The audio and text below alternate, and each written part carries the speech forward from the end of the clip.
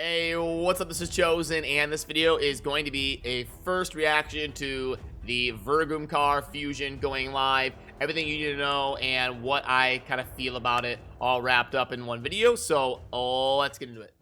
Alrighty, well, first of all, I've had it with Plarium's nonsense. because this was a post on Reddit, someone made a meme that the fusion event was going to be all these new champions that they just happened to conveniently announce, and it actually came true. So unfortunately, we were hoping that wouldn't happen, but it did. So Plarium has one-upped themselves in terms of fusion events. Now, okay, honestly, if this is the way you want to do it, I would be okay with it if you told us, hey, no more reason to stockpile champions, because all fusions from here on out are either going to be new champions or fragments. So, like, honestly, if you want to do this, at least tell us that we don't have to manage 285 champions in our vault and champion roster, trying to keep one copy of each rare, one copy of each epic, and completely just overload our storage space. Just tell us, like, hey, don't bother doing that anymore. But honestly, it might be time to just do that anyway, because this seems to be they're always going to be doing fusions or a bunch of champions that are new to the game. So for the last year and a half, I've been telling you guys to keep copies of at least void rares and epics, but it's looking like you may not even. I would just keep like a copy of S tier champions now, because I'm frustrated. We're all frustrated that this is the way they're going to do the event.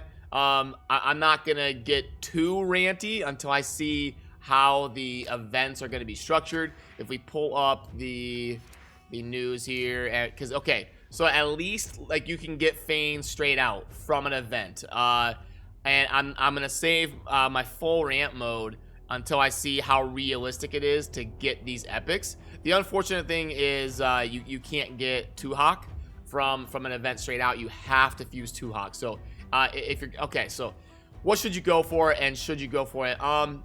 Okay, so the only champions that I think are worth it besides the legendary are Fayne and Kaiden. I don't remember anything in the rares standing out like a cold heart or something that would be really good to have on your account.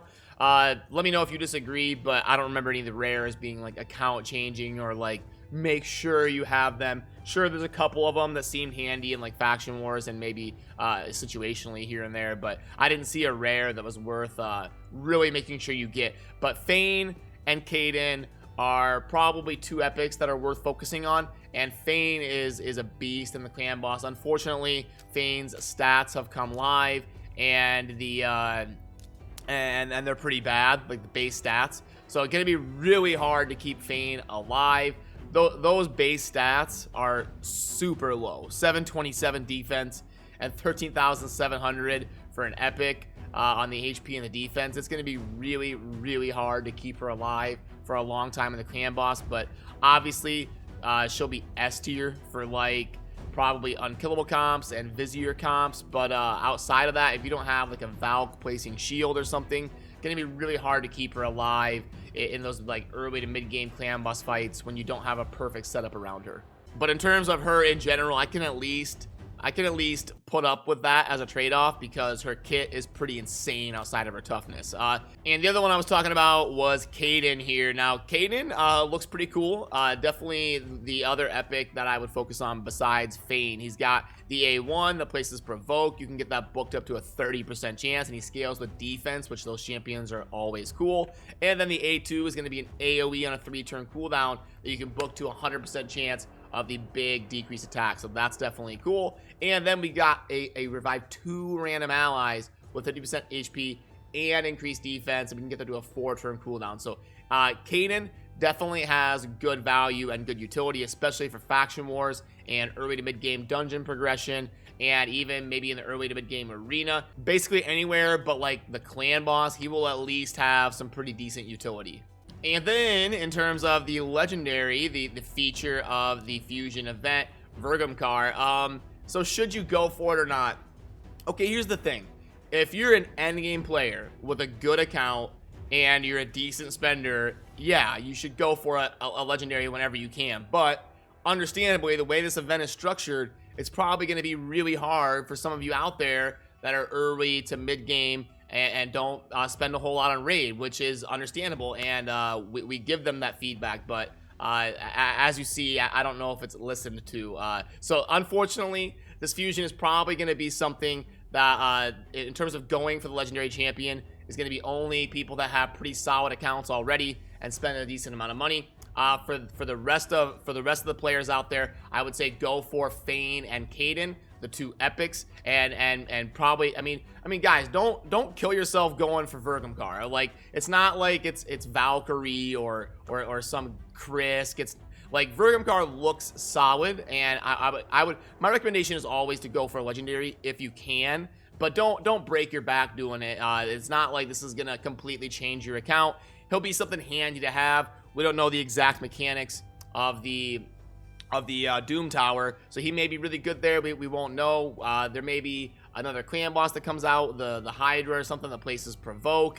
So like, we don't know future mechanics in the game. That's why I always say it's a good idea if it's realistic for you to get a legendary. But guys, don't break your back doing it. If you can't get him, it's totally fine. I would just shift your goal. If you're an early to mid game player who isn't spending a lot, I would shift your goal towards getting Fayne and Kaiden. Get those two epics and call it a day. Those two epics are going to be really good for your account if you're early to mid game, and I would just shift your focus to that, and don't break your back trying to really strain yourself for the next 3 weeks getting Vergumkaar. It's not going to be that big of a deal if you miss out on him, in my opinion.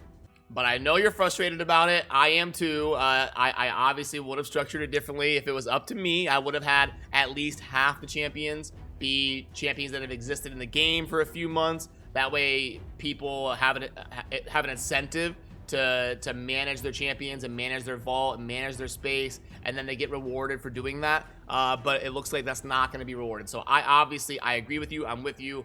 I'm frustrated too, but that's kind of my general sentiment on what I would be telling them for feedback and what I think you guys should be focusing on for this event. And I also want to take a second and go over War Mother's sister here, Ursuga, now that we can actually see her in game and see the cooldowns and how the books affect the skills and everything. Ursuga, this champion, this Void Legendary is going to be very good. We've got the A1 with the block cooldown skills, and it's got a really good chance. I think I was guessing this would be around 50%. When you book it, it's going to be 60%, so very, very good A1 there. And she scales with HP, with really good base HP and amazing base defense for an HP scaling champion. And then the speed is 108, and the attack is obviously irrelevant on an HP champion. So, yeah, the base stats look great. The A1 looks cool, scales with HP, that's great. The A2, you could book this to a 3-turn cooldown. This is an insane ability to have on a 3-turn cooldown. It's going to give you lots of value based on the opponent you're facing, just naturally. So very, very good A2 there. And then the A3 we can also get to a 3-turn cooldown. I thought this would be I thought one of these would be a 4-turn cooldown, but they're both able to book to a 3-turn cooldown, which makes her have really good rotation, and she's going to be a very good champion. The ally protect, and then the strengthen to help her tank that. And then the passive is basically kind of like a souped up bulwark passive in the mastery tree. She's gonna get that for free. Critical hits are very common in this game, and then she's gonna go ahead and tank some of that for your team, 30% of those. So and she's gonna have a lot of toughness and the boost from the ally protect strengthen ability. So yeah, this champion, very cool, very well designed. I think she's gonna be really, really good, but not like completely break the game or something. So I do think they got it right on Ursuga. She is definitely worthy of being a new Void Legendary. Void Legendaries are insanely hard to get, and there should never be a situation where a player summons a Void Legendary and they're pounding their desk upset about it, and that is not the case with Ursuga. If you summon Ursuga, you are going to be happy about it. She is a very good champion. I didn't even mention the aura that has a great all battles HP by 33%. So yeah, she is very solid, and if you get her, congrats, she's a great champ. And now let's fire up the offers and get you what you need to know about the grades of the offers coming through the shop today. We don't really need to plug this one in. This one's not good value. I will plug it in really quick though, just because For those of you that are curious. So yeah, so 1.38. I've seen this enough to know that it's not good. This is the standard big gem offer, and it is a pass if you're looking for my recommendation. The chained offer, okay, $5. I like it. I like the cheap energy offers. So we've got 200 energy. Let's see if this comes out to being worth it. 300k. These have typically been a little bit underwhelming, unfortunately. Let's see, and then 1.6. So not great. Yeah, it's not even green. It's not even at least a 1.7. So again, probably a pass for me. Great deal mix pack. That's a lot of books. Let's plug this in here and see exactly what this comes out to. 2.5 mils, 1800 energy, and then 120 brews. And we're gonna go 15 and 7. So yeah, 2.28. This is a pretty solid champion progression pack. Decent amount of silver, decent amount of energy to get out there and grind something, and then lots of that amount of books is really good for a mid-game player. A mid-game player who's looking for an offer to buy, this isn't a bad idea. It's technically good value. It is expensive at 60. But for those of you that are kind of mid-game, early to mid-game, or in desperate need of books, and you're looking for something to buy, this is not a bad idea. It's technically pretty good value. You do want to be careful. We've probably got a big like Void 2X coming up pretty soon, so you may want to save some room in your budget to scoop up a Void chart offer or something. So I would be careful about your spending for the next week or so. But this one technically at 2.28, which is pretty decent value. Mini mix pack is there every day. Great deal mix pack. Oh, we've already plugged this one in. It's not that great, so this one's a pass for me. And then the Cruel set, we're not going to be in the market to spend this kind of. This would need to be like $7, in my opinion. It's 5-star gear. We don't know the stats. It could be trash or something. So, but at least it's not another speed set. So hopefully those quit coming through the shop super often.